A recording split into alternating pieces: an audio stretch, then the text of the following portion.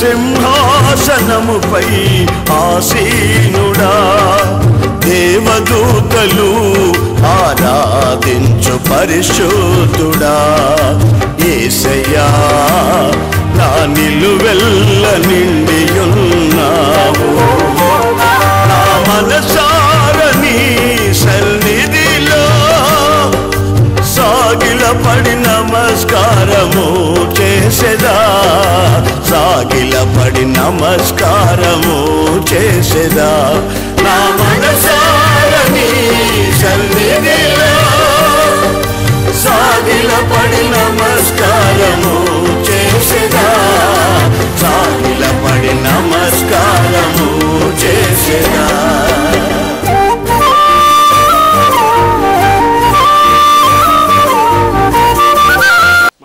ప్రభువును రక్షకుడైన యేసు క్రీస్తు అతి శ్రేష్టమైన నామాన్ని బట్టి దేవుని బిడ్డని మీ అందరికీ పేరు పేరున హృదయపూర్వక వందనాలు. ఇప్పుడు ఒక వాక్యాన్ని జ్ఞాపకం చేస్తాను. యోహాను సువార్త 5వ అధ్యాయము 24వ వాక్యాన్ని జాగ్రత్తగా విందాం. నా మాట విని నన్ను పంపిన వాని యందు విశ్వాసముంచువాడు నిత్య జీవము గలవాడు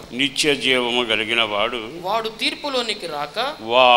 తీర్పులోనికి రాక మరణములో నుండి జీవములోనికి దాటి ఉన్నాడని చెబుతున్నాను అని మీతో చెబుతున్నాను.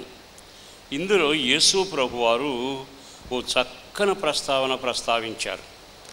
ఆ ప్రస్తావన ఏమిటంటే, నా మాట విన్నవాడును, నా మాటల ప్రకారం నడిచిన వాడును, నా మాటలతో అడుగులు వేసిన వాడు రెండిటి నుంచి దాటిపోతాడు.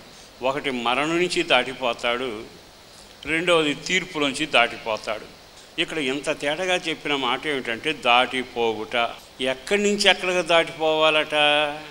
మరణములో నుండి, తీర్పులో నుండి జీవంలోనికి దాటిపోవాలి. పరిశుద్ధాత్మదేవుడు బహుతేటగా మాట్లాడుతూ ఉండగా నువ్వు జీవంలోనికి దాటిపోయావా? నువ్వు క్రైస్తవుడవైనా, క్రైస్తవేతరుడవైనా, మహాజ్ఞానమైనా, బైబిల్ కంఠోపాఠంగా చెప్పగలిగిన వాడవైనా, ఒకవేళ బాప్తిసం పొందాను లేకపోతే ఆ పని ఈ పని అన్నీ చేస్తున్నానని ఎంత గొప్పగా చెప్పినా నిన్ను అడిగే మాట ఒక్కటే, దాటిపోయావా? తీర్పు నుంచి దాటిపోయావా? మరణం నుంచి దాటిపోయావా? దీనికి జవాబు నువ్వు పొందాలి. అలా కాకుండా ఈ విషయం ఏమో మరుగున చేసి మిగతా అన్నీ గొప్ప చేసి నేను గొప్ప క్రైస్తవుల్ని అంటూ నీ జీవితంలో కొనసాగితే ఒకరోజున నష్టపోతావు, కన్నీడ మధ్యలో మిగిలిపోతావు. ఎందుకో పరిశుద్ధాత్మదేవుడు బహుతేటగా మాట్లాడుతున్నాడు, దాటిపో అని.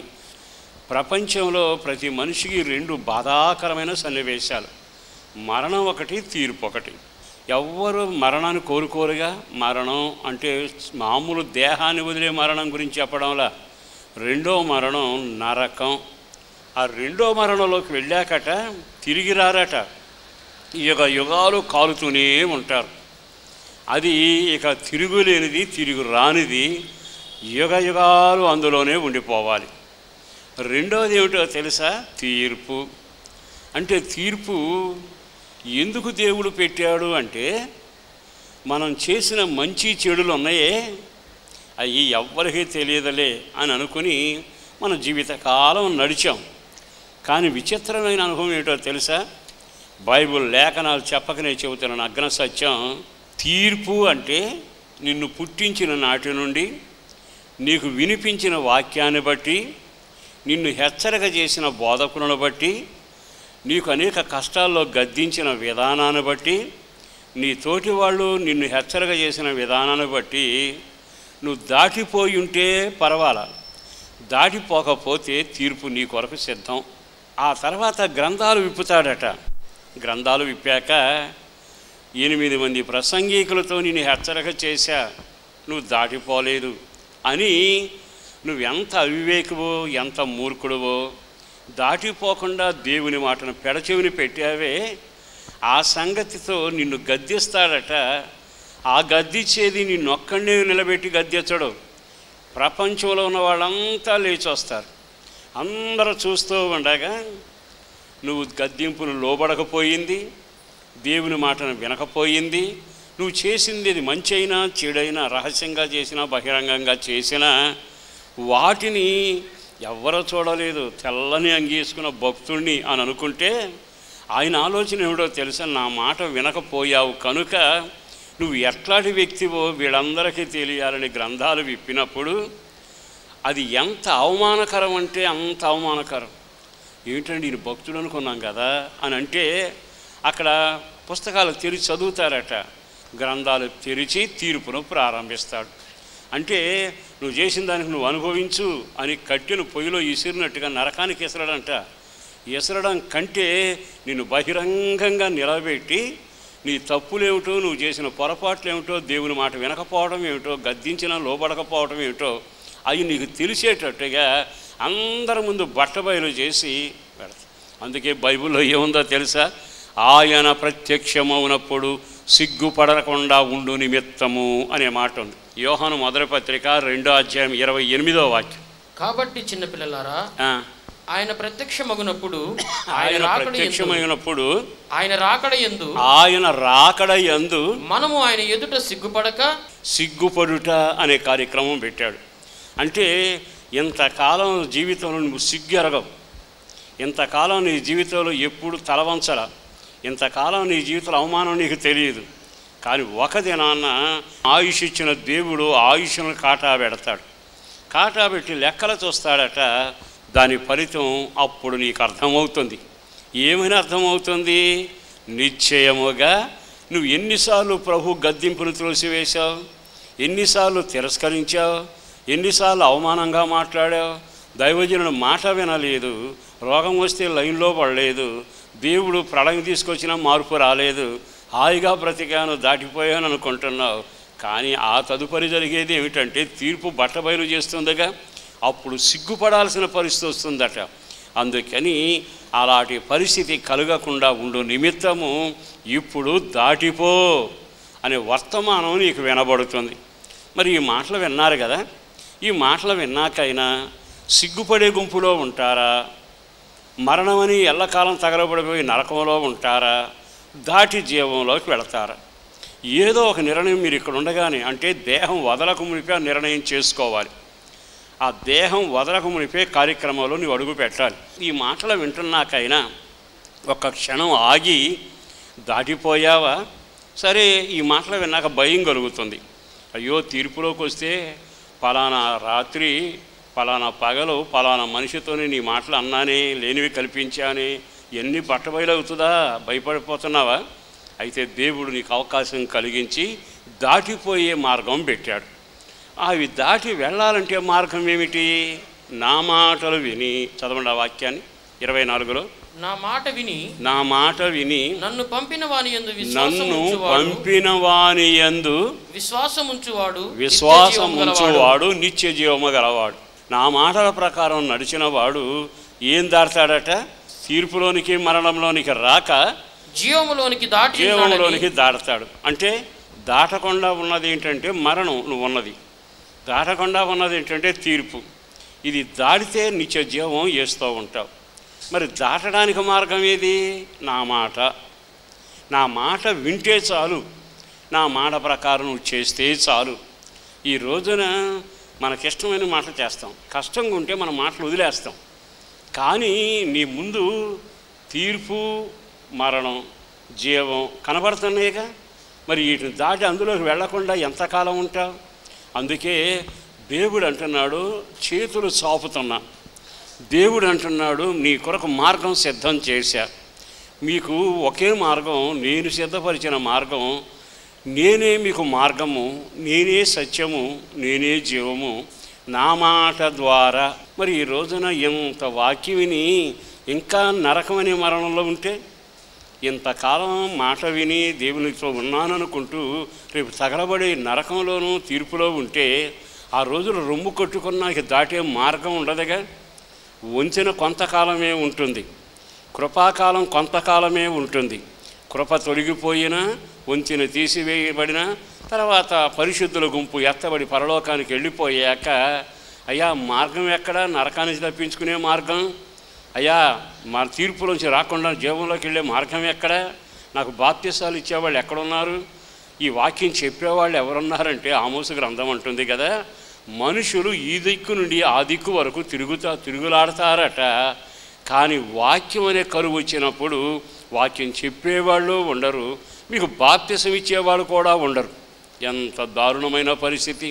నువ్వు దాటిపోవాలి అనే ప్రేమ కలిగిన దేవుని వార్త నీకు వినబడజేస్తూ ఉండగా ఇప్పుడైనా ఒక క్షణం ఆగి నీ సమయం ఉండగానే దాటిపోతావా? నీవు ధన్యుడు అవుతావు.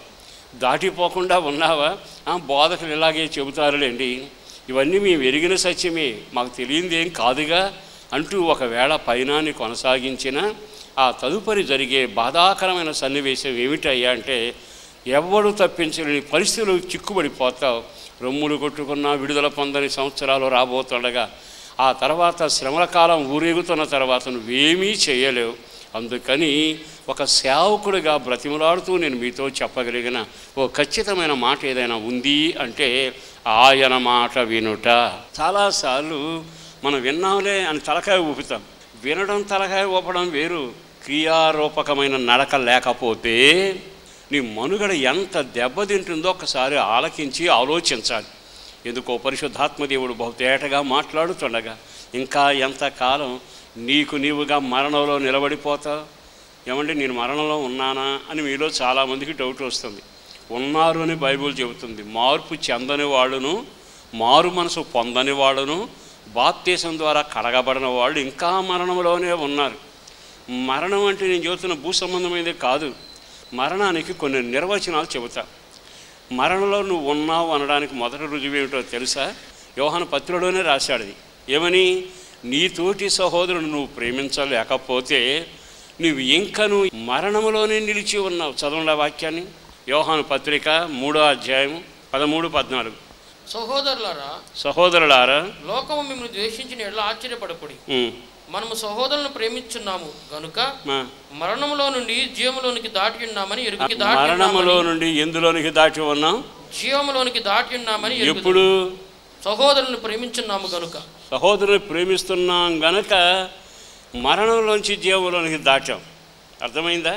నువ్వు సహోదరుని ప్రేమించలేదు అనుకో, ఇప్పుడు నువ్వు ఎక్కడున్నట్టు? మరి మరణాన్ని దాటకపోతే జీవం లేదుగా నీకు. ఒకటి పాపం వల్ల వచ్చే జీతం మరణం.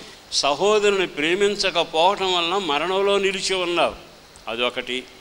ఇంకా నువ్వు మరణంలో ఎక్కడ ఉన్నావు ఇంకో మాట చెప్పాలి అంటే బైబిల్ లేఖనం ప్రకారం యెషయా గ్రంథంలో ఒక వాక్యాన్ని జ్ఞాపకం చేస్తా.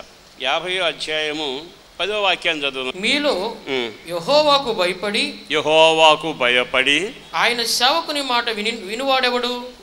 ఆయన సేవకుని మాట వినేవాడెవడు? వెలుగు లేక ఏ చీకటిలో నడుచువాడు. అర్థమైందా? వెలుగు లేక ఏ చీకటిలో ఉన్నవాడు. వెలుగు జీవానికి సంకేతం, చీకటి మరణానికి సంకేతం. మరి ఇప్పుడు నువ్వు ఎక్కడున్నట్టు? మరణం దాటాను అనుకుంటున్నావు నీవు, కానీ బైబిల్ తెలుసు, సేవకులు తెలుసు, మందిరం తెలుసు, మర్యాద తెలుసు, కానీ దాటావా? మరణాన్ని దాటడం అంటే నీ పాపాల్లోంచి నువ్వు విడుదల పొందడం. మరణాన్ని దాటడం అంటే నీ సహోదరుని ప్రేమించడం. మరణాన్ని దాటడం అంటే చీకటిగా ఉన్న నీవు ఇప్పుడు ఎక్కడ ఉండాలంటే వెలుగు సంబంధమైన అనుభవాల్లో ఉండాలి. మరి నువ్వు ఆ మరణాన్ని దాటి జీవంలోకి అడుగుపెట్టిన అనుభవం నీకు ఉండాలిగా. మరణంలో మీరున్నారు అనడానికి కొన్ని గుర్తులు చెప్పాడు. ఒకటి, పాపాన్ని మానకుండా ఉంటే మరణంలో ఉన్నావు. సహోదరుని ప్రేమించకపోతే మరణంలో ఉన్నావు. దేవుని సేవకుని మాట విని గద్దించబడి సరిచేసుకుని చీకటిలోంచి వెలుగులోనికి రాకపోతే చీకటి అనే మరణంలో ఉన్నావు. ఇంకా మరణంలో ఎంతకాలం కొనసాగుతావు? భయంకరమైన దినాలు రాకమునిపే మరణములో నుండి జీవములోనికి దాటడానికి ప్రభు నిన్ను ప్రేరేపిస్తున్న శుభ గడియ ఈ గడియ. మరణము అనే దానిలోంచి బయటికి రావాలి, తీర్పు అనే దాంట్లోంచి బయటికి రావాలి. దానికి ఏకైక మార్గం ఒక్కటే, నా మాట చొప్పున, నా మాటను విని. వాక్యాన్ని వినడం అంటే చాలామంది విన్నారట, కానీ పెడచెవిని పెట్టారట. కానీ వాక్యం విన్నాక వాక్యం హృదయంలోకి వెళుతుంది. హృదయంలోకి వెళ్ళాక ఆ హృదయంలో ఆ వాక్యం క్రియ చేస్తున్న తర్వాత అది నొచ్చుకునేట్టుగా చేస్తుంది, ఒప్పుకునేట్టుగా చేస్తుంది, అయ్యోని బాధపడి రోధించేటట్టుగా చేస్తుంది, దానికి లోబడి నీ జీవితాన్ని అప్పగించుకునేట్టుగా చేస్తుంది. అట్టి బలమైన కార్యం నీ జీవితంలో జరగాలి అని అనుకుంటే తప్పనిసరిగా ఈ వాక్యానికి నువ్వు అప్పగించుకునే అనుభవానికి రావాలి. అప్పుడు మాత్రమే దాటాలని ఆశ కలుగుతుంది, ఒప్పుకోవాలని ఆశ కలుగుతుంది. అయ్యో నన్ను క్షమించవా అని బ్రతిమలాడే అవకాశం కలుగుతుంది. ఈ నా మాట విని నా ప్రాణప్రియుడైన యేసును బట్టి బ్రతిమలాడుతుండగా తీర్పులో నుండి, మరణములో నుండి నీవు దాటావా? ఇంకొక మాట కూడా మీతో చెబుతాను. రాజుల 2వ గ్రంథం 2వ అధ్యాయంలోకి వెళదాం. 6వ వాక్యం నుంచి ప్రారంభిద్దాం. అంతట ఏలియా యెహోవా నన్ను యోర్దానుకు పొమ్మంటున్నాడు, సెలవిచ్చున్నాడు గనుక నీవు దయచేసి ఇక్కడ ఉండమని. నీవేమో ఇక్కడే ఉండు, నేనేమో యోర్దాను దాటి అవతలకు వెళ్ళిపోతా, ప్రభువు నన్ను వెళ్ళమంటున్నాడు అని బహుతేటగా చెప్పాడు. చెప్పిన వెంటనే జరిగిన కార్యం ఏమిటి? చదవండి. అతడు యెహోవా జీవము తోడు, నీ జీవము తోడు, నేను నిన్ను విడువనని చెప్పాను కనుక వారిద్దరును ప్రయాణమై సాగి వెళ్ళిరి. ప్రవక్తల శిష్యుల్లో 50 మంది దూరముగా నిలిచి చూచుచుండగా వారిద్దరును యోర్దాను నది దగ్గర నిలిచి, వారిద్దరును గురు శిష్యులిద్దరును యోర్దాను దగ్గరకు వచ్చి నిలిచేరి. అంతటా ఏలియా తన దుప్పటి తీసుకుని మడత పెట్టి నీటి మీద కొట్టగా అది యువతలకును అవతలకును విడిపోయెను. ఆ యోర్దాను నది దగ్గరకు వచ్చి గురు శిష్యులిద్దరూ నిలబడ్డారు. నిలబడిన వెంటనే వాళ్ళు చేసిన పని ఏమిటో తెలుసా? ఆ ఏలియా దుప్పటిని తీసుకున్నాడట, దాన్ని మడత పెట్టాడట. మడత పెట్టాక ఆ మడత పెట్టిన దుప్పటితో ఆ యోర్దాన్ని కొట్టాడట. కొట్టిన వెంటనే ఏమైంది? అది యువతలకును అవతలకు విడిపోయెను. అక్కడ రాయబడిన మాట ఏమిటి తెలుసా? విడిపోయాను. తర్వాత మరొక చక్కని కార్యం రాసింది. ఏముంది? వారిద్దరును పొడి నేల మీద దాటిపోయి. రెండవది ఏమిటో తెలుసా? వారిద్దరూ కలిసి యోర్దానులో నడుస్తూ దాటిపోయిరి. ఈ యోర్దాను మన జీవితానికి 2 అర్థాలు నేర్పుతుంది. యోర్దాను ఒక అర్థం ఏమిటంటే మరణం, ఒక అర్థం ఏమిటంటే ఆటంకం, అడ్డుబండ. బాగా ఆలకించండి. ఇశ్రాయేలులకి ఎర్ర సముద్రం అడ్డొచ్చింది, గురు శిష్యులకి యోర్దాను అడ్డొచ్చింది. దేవుని సంకల్పం ఏమిటంటే దాన్ని నువ్వు దాటిపోవాలి, ఆటంకాలను దాటిపోవాలి, అవరోధాలను దాటిపోవాలి, సమస్యలను దాటిపోవాలి, ఇరుకు ఇబ్బందులను దాటిపోవాలి. యోర్దాను అంటుంది, గట్ల మీద పొర్లుతా, నన్ను బంధించేవాళ్ళు లేరు, ఆపేవాళ్ళు లేరు. చాలాసార్లు మనం దాటి వెళ్ళవలసిన యోధులమనే విషయాన్ని గమనించాలి. మన క్రైస్తవ్యంలో రెండు గుంపులు వాళ్ళు ఉంటారు. ఒక గుంపు వాళ్ళు ఎవరో తెలుసా? దాటి వెళ్ళటానికి ఇష్టపడేవాళ్ళు. మరో గుంపు వాళ్ళు ఎవరో తెలుసా? సరిపెట్టుకునేవాళ్ళు. సరిపెట్టుకునేవాళ్ళు ఎంతకీ సరిపెట్టుకుంటూనే ఉంటారు. అంటే నీ జీవితంలో దాటి వెళ్ళవలసిన ధైర్యం లేదా? నువ్వు దాటి వెళ్ళే అనుభవానికి రాలేదా? దాటి వెళ్ళిన పరిస్థితిలోకి నీవు నిలబడాలిగా. ఈ రోజున నీవు వ్యక్తిగత జీవితపు అనుభవాలలో దాటి వెళ్ళవలసిన వాడవు, నువ్వు సరిపెట్టుకునే అనుభవంలో ఎందుకుంటున్నా? ఇప్పుడు బైబిల్ బోధిస్తుంది ఏమిటంటే, నీ మీదకు వచ్చేదాన్ని ఎందుకు దాటి వెళ్ళలేకపోతున్నావు? యోర్దాను వచ్చిందా? దాటి వెళ్ళాలిగా. ఎరికో వచ్చిందా? దాటి వెళ్ళాలిగా. ఇనప సంఖ్యల గేటు వచ్చిందా? దాటి వెళ్ళాలిగా. ఎర్ర సముద్రం వచ్చిందా? దాటి వెళ్ళాలిగా. దాటి వెళ్ళవలసిన గుంపులో ఉండవలసిన నీవు మరి ఎందుకని ఈ పరిస్థితిలో మిగిలిపోతున్నావు? దానికి ప్రబలమైన కారణం ఏంటంటే నీలో ఆసక్తి లేకపోవడం, దాటిపోయే జయం సాధించాలని ఆశ నీకు కలక్కపోవడం. ఇంత బాధ ఎవడబడతాలండి సరిపెట్టుకుంటా అనే తత్వం నీలో విత్తన విత్తనం మొలకవుతుందో నీ బ్రతికంతా నాశనం అవుతుంది. కానీ ఇప్పుడు ఆయన అంటాడు, శిష్యుడికి అర్థం అవ్వాలండి, నేను యోర్దాను దాటి వెళ్ళిపోతాను, నా ప్రభువు వచ్చేయమంటున్నాడు, నువ్వు ఇక్కడ ఉండిపో. కానీ ఇతనేమంటాడు తెలుసా? నేను ఎవరి సహవాసంలో ఉన్నా, నేను ఎవరితో నడుస్తున్నా, ఎవరితో నా పైన సాగిస్తున్నా, ఇప్పుడు నేను ఎందుకు ఆగాలి? మీరు దాటినట్టే నేను దాటాలి, మీరు సాగించినట్టే నా పైన సాగాలి, మీరు పొందిన జయమే నేను పొందాలి. ఇప్పుడు మీకు ఓ మాట చెబుతాను. దాటిపోయేటప్పుడు ఏలియా ఏం చేశాడు? ఆ ఒక్క వచనం చదవండి. అంతటి ఏలియా తన దుప్పటి తీసుకొని మడత పెట్టి, ఇట్లా కొడితే పాయలు అవదా, కానీ దాన్ని మడత పెట్టాడట. నీటి మీద కొట్టాడు. ఇప్పుడు రెండో అనుభవం చెబుతాను, ఇటు చూడండి. మొదటిది సరిపెట్టుకునే గుణం ఉంటుంది. రెండవది ఏంటంటే ఏలియా నేర్పే పాఠం మడత పెట్టి కొట్టడం మొదలుపెట్టాడు. మామూలుగా కొట్టొచ్చుగా, యోర్దాన్ని కొట్టడానికి కూడా సిద్ధపాటు అవసరమా? యోర్దాన్ని తాకడానికి కూడా మడత పెట్టాల్సిన అవసరం ఉందా? నీవు చేయాల్సింది ఏమిటంటే, ఎలీషా నువ్వు నా పక్కనే ఉన్నావుగా, నేను చేసే పనే నువ్వు చేయి. ఏసేమన్నాడు తెలుసా? నేను ఇప్పుడు చేస్తున్నది మీకు అర్థం కాదు, కానీ నేను చేసినట్టే మీరు చెయ్యండి. ఆయనేమో పాదాలు తుడిచాడు, వీళ్ళేమో దుప్పట్లు మడత పెట్టారు. నీ జీవితంలో ప్రతి ఆటంకాన్ని అధిగమించాలి అనుకుంటే, ప్రతి ఆటంకం నుంచి నీవు తప్పించబడాలి అనుకుంటే, అది మరణమైనా శోధనైనా ఆటంకమైనా మరి ఏదైనా సరే సరిచేయబడాలి అనుకుంటే మడత పెట్టిన అనుభవానికి రావాలి. మడత పెట్టిన అనుభవానికి రావడం అంటే దాని పేరు క్రమబద్ధీకరణ, క్రమం. చాలాసార్లు మన జీవితంలో సాతాను మనల్ని జయించడానికి కారణం ఏమిటో తెలుసా? మడత పెట్టే అనుభవం ఉండదు, మనకి క్రమం ఉండదు. నీ జీవితంలో అపవాదిని గెలించాలి అనుకున్నప్పుడల్లా నేను అభిషేకం చేత నింపబడాలనుకోవడం కంటే మడత పెట్టుకుంటా, నా జీవితాన్ని క్రమపరుచుకుంటా, నా జీవితాన్ని సరిచేసుకుంటా. ఈరోజైనా ఈ మాటలు విన్నాకైనా నా ప్రాణప్రియుడైన యేసును బట్టి బ్రతిమలాడుతూ దండం పెట్టి మీ అందరికీ నేను చెప్పే మాట, క్రమం నీకు అబ్బునుగాక. ఆత్మ సంబంధమైన క్రమం ఉండాలి. నీ ఆత్మీయ జీవితంలో క్రమం ఉండాలి. నీకు ఆ క్రమాన్ని చక్కపరుచుకోవాలి. ఈరోజైనా ఈ మాటలు విన్నాకైనా ఆ సంగతి ఇదిగో ఈ యొక్క శిష్యుడికి నేర్పడానికి గాను ఆయన అది అంతా క్రమంగా మడతపెట్టి దాన్ని కొట్టాడట. కొట్టిన వెంటనే అదేమైందో తెలుసా? నెమ్మదిగా 2 గంటల విడిపోయింది. ఇప్పుడు దాటిపోయిరి. ఒకే మాట చెబుతున్నాను, దాటిపోవడానికి యేసు రక్తం ముఖ్యం, దాటిపోవడానికి యేసు మాటే ముఖ్యం, దాటిపోవడానికి ప్రభువుని అంగీకరించడమే ముఖ్యం. నీ సమస్యలను దాటిపోవడానికి నీకు ఇచ్చిన ఆలోచనలు, నీకు ఇచ్చిన భక్తి, నీకు ఇచ్చిన ఆత్మ సంబంధం అంతా క్రమముగా మడత పెట్టబడునుగాక. ఆ తర్వాత విచిత్రమైన మాట ఏమిటో తెలుసా?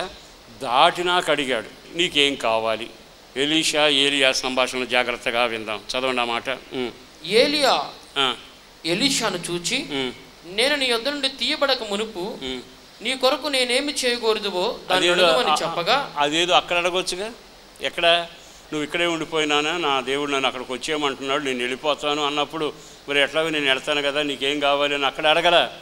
దుప్పటి క్రమం చెప్పాక, దాటిపోవడం నేర్పించాక, అప్పుడుకొచ్చాక అప్పుడు నేను అడుగుతున్నాడు నీకేం కావాలి అని. వెంటనే ఇతను అడుగుతున్నాడు, నాకు అభిషేకం కావాలి, 2 దీవెన కావాలి అని. దేవుడు ఎప్పుడు కనబడగానే నీకేం కావాలి కుమారుడా అని అడగడం. ఎప్పుడు అడుగుతాడో తెలుసా? ఆయన మాట విన్నప్పుడు అడుగుతాడు. నీ భక్తిని దుప్పట్లాగా మడత పెట్టుకున్నాక అడుగుతాడు. నీవు ఆయనతో దాటిపోయినాక నిన్ను అడుగుతాడు నీకేం కావాలి అని. మనం అనేది ఏమిటో తెలుసా? యువతలుండగానే అడుగుతాం, ప్రభా పెద్దోడికి చిన్నోడికి నాకు నా ఇంటికి. కానీ అవతలకు దాటాక నీ ఆలోచన మారుతాయి, నీ కోరికలు మారుతాయి. దాటాక అతని కోరిక ఏమిటో తెలుసా? నీలోని ఆత్మ నాకు కావాలి. అదే రేపు యువతలు అడిగుంటే వేరుగా ఉండేది. చాలాసార్లు దేవుడు మన దగ్గరకు వచ్చి నీకేం కావాలని అడగకపోవడం కారణం ఏంటంటే ఇంకా మడతకు రాలా, ఇంకా నువ్వు క్రమానికి రాలా, ఇంకా దైవ సంబంధం వీతికి రాలా, ఆ నడిపింపుకు రాలేదు గనక నీ జీవిత అనుభవాల్లో నువ్వేమీ సాధించలేని పరిస్థితుల్లోనే ఉండిపోతున్నావు. ఈరోజైనా ఈ మాటలు విన్నాకైనా ఒక్క క్షణం ఆగి, ఇంకా మడతలేని జీవితంలో ఎంతకాలం సాగుతావు? నువ్వు దాటెళ్లాల్సింది ఒకటి ఉంది. దాటాలి అంటే అది కొట్టి బయటపడాలి అంటే క్రమం మొదలవ్వాలి. క్రమం లేకుండా నువ్వు ఒకవేళ 60 ఏళ్ల క్రైస్తవ బిడ్డనని చెప్పుకున్నా మడతలేని నీ జీవితంలో ఏ కార్యమూ జరగదు. క్రమం లేని నీ జీవితంలో ఏ కార్యమూ జరగదు. నీ జీవితంలో ఏ మేలు నువ్వు చూడలేవనే విషయాన్ని ఎన్నడూ మర్చిపోకూడదు. ఒకవేళ మడతగలిగిన జీవితం, క్రమపడిన జీవితం, నాలుక క్రమంలో ఉండడం, ఈ కార్యక్రమాలన్నీ జరిగాక నీ జీవిత అనుభవాలు మోకరిస్తే ఆత్మను అడిగినా ఇస్తాడు, అద్భుత కార్యాలను అడిగినా ఇస్తాడు, అభిషేకాన్ని అడిగినా ఇస్తాడు. నువ్వు ఏది అడిగినా అవన్నీ నా దేవుడు తప్పనిసరిగా నీకు కార్యము చెయ్యగలిగిన సమర్థుడు. అవాంతరాలని ఆటంకాలని దాటిపోవుదువగాక. మరణమును తీర్పును దాటిపోవుదువగాక. ఈ రోజున ఎందుకో దాటిపోకుండా నువ్వు నిలబడిపోతున్నావు. ఉగ్రత ఊరేగక మునిపే, శాపం ఊరేగక మునిపే, అయ్యోని మొర్రపెట్టే రోజులు రాక మునిపే ఈ రోజైనా దాటిపో దాటిపో దాటిపో అంటూ వెనక సువార్త వినబడుతుండగా మడతబెట్టిన దుప్పటి మీద ఆధారపడి దాటిపోవుదవగాక. దేవుని మాట విని మాటకు అంగీకరించి వాక్యానుసారంగా నడిచి నువ్వు దాటిపోవుదవగాక. ఒకవేళ దాటిపోకపోతే ఇంకా మనలో నిలబడే ఉంటావు, ఇంకా తీర్పులో నిలబడే ఉంటావు, ఈ లోకపు గుంపులో నిలబడే ఉంటావు, అయ్యాని రొమ్ము కొట్టుకునే గుంపులో మిగిలిపోతావు, ఆరిపోయిన దీపం కలిగిన వారి గుంపులోనే మిగిలిపోతావు. అలాంటి భయానకమైన పరిస్థితులు కలగక మునిపే, అవన్నీ దొరలక మునిపే ఈ రోజైనా ఒక క్షణం దాటిపోయే గుంపులో నేను ఉండాలని కోరుకుంటున్నాను అన్నవాడు చేతులు పైకెత్తండి. ఎవరికి వాళ్ళు ఒక ప్రార్థన చేసుకోనండి.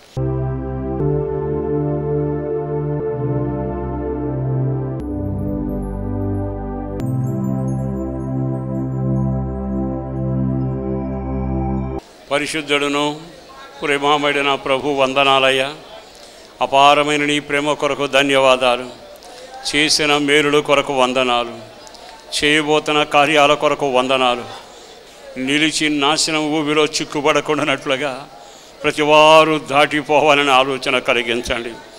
దాటిపోయేందుకు గుండెల్లో వాక్యం క్రియ జరిగించాలయ్యా, అది నొప్పింపజేయాలయ్యా. గుండెలో ఒక మార్పు కలగాలి, పశ్చాత్తాపం కలగాలయ్యా. బలమైన కార్యాలు జరిగించి మీరు మహిమ పొందాలని అటు ఘనకార్యం చేస్తున్నందుకు వందనాలు చెల్లిస్తూ, బలమైన బాహును జాపి ఘనమైన కార్యాలు జరిగించి మీరు మహిమ పొందాలని అటు ఘనకార్యం చేస్తున్నందుకు వందనాలు చెల్లిస్తూ, పేరు పేరున బిడ్డలను దీవించి ఈ కార్యక్రమంలో పాల్గొందిన వారు వాక్య విని జీవితాన్ని తీర్మానం చేసుకున్న వారికి అద్భుతం జరిగించి మీరు మహిమ పొందాలని యేసు శక్తి కలిగిన నామాన్న ప్రార్థన చేసి విన్నవించి వేడుచూ ఉన్నాము తండ్రి. ఆమేన్. ఆదివారం మా ఆరాధనా సమయం ఉదయం 10 గంటల నుండి మధ్యాహ్నం 1 గంట వరకు హనుమాన్ జంక్షన్ హోసనా మందిరమునందు జరుగును. పరిశుద్ధాత్మ స్వస్థత కూడిక ప్రతి శనివారం రాత్రి 7 గంటల నుండి 9 గంటల వరకు హోసన్నా మందిరం హనుమాన్ జంక్షన్ నందు జరుగును.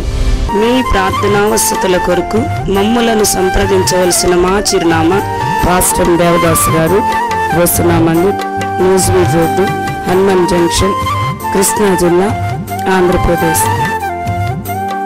మా ఫోన్ నెంబర్లు 08656242751, మరి ఒక నెంబర్ 9440772772.